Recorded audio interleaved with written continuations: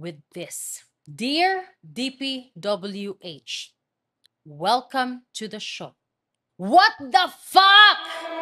Sa mga nakikipagsabwatan upang kunin ang pondo ng bayan at nakawin ang kinabukasan ng ating mga mamamayan.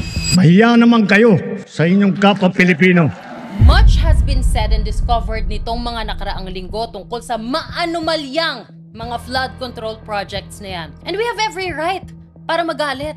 1.9 trillion pesos since 2011.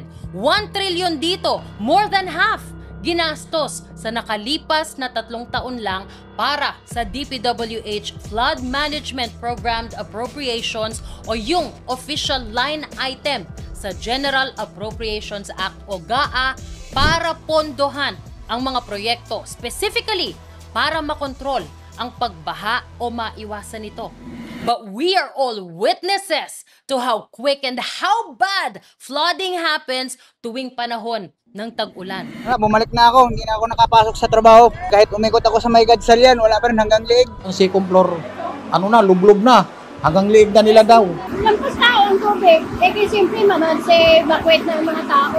First time ko makita ng ganito kataas na baha, na grabe po na nasa na yung flood control project. Tapos, makikita natin, nagfa-flex ng kung ano-ano ang mga kontraktor ng mga palpak na flood control projects na yan. Pagpasok, pag nagpa-park sila dito, ang dami yung gandong ng kotse, kanino yan. Sa amin lahat yan yung luxury cars. Akala mo naman, kinaganda o kinagwapo nila yung yaman nila. Di naman.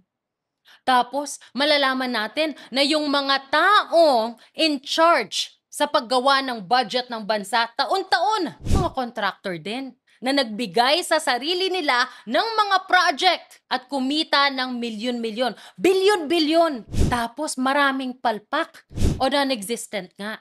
Ghost projects. Tapos makikita natin yung mga anak nila, mga kamag-anak, kung saan-saan nagpupunta at kung ano-ano ang fine-flex online. We have a new car! Oh my God! Sobrang kilig ko kasi this car is gifted to me by my dad and wala lang, hindi ko lang in-expect na in this lifetime magkakaroon tayo ng ganitong car. Like, basta, hindi ko ma-explain. Basta, thank you, Daddy. Si Daddy rin yung reason kung bakit ako na-discover siguro.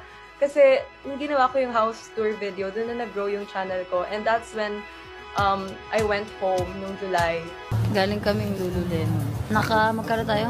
Nasa 250 Ay, naka 250k kami. In peso. Ang dami kong binili. Ang mas nakakagimbal sa lahat ng yan, ang